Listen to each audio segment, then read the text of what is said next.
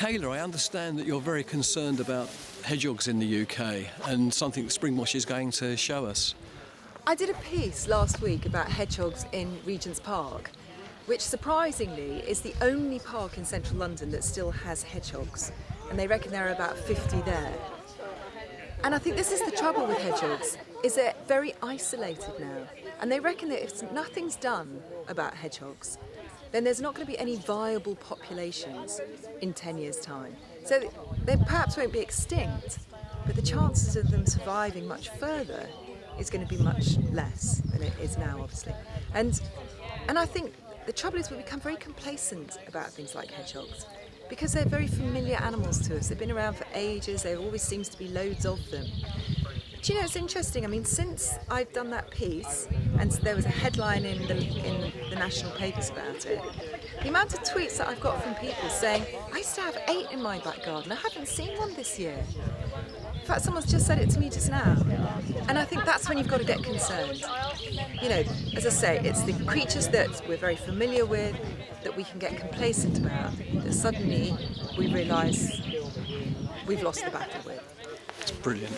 And conversely, ospreys were extinct for 100 years. Now they're thriving, been reintroduced. But I understand you've met the grand old daddy of them all.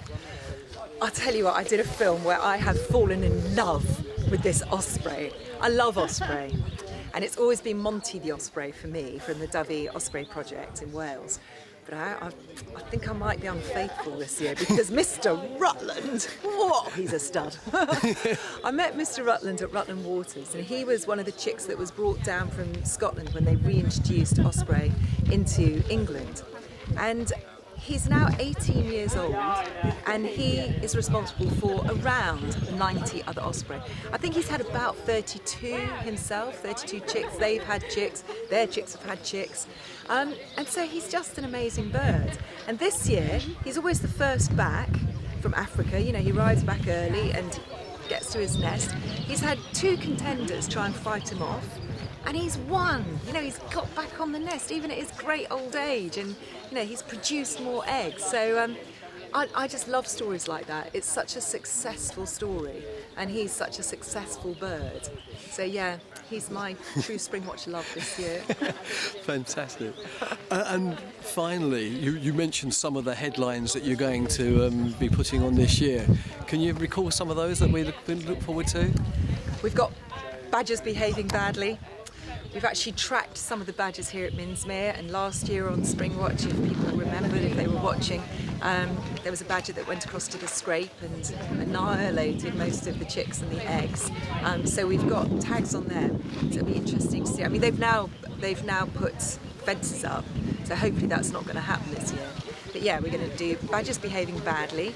We've got sex on a banana, which is fruit flies on a banana. And I love those films because, you know, most of us, the only thing we know about fruit flies is they ruin your bananas. But, you know, they're actually incredibly interesting, and their mating ritual is very interesting. Sex in the City, which is about grebes, and again, they're the mating that they do this sort of weed dance, which is incredible. So those are just 3 of the headlines.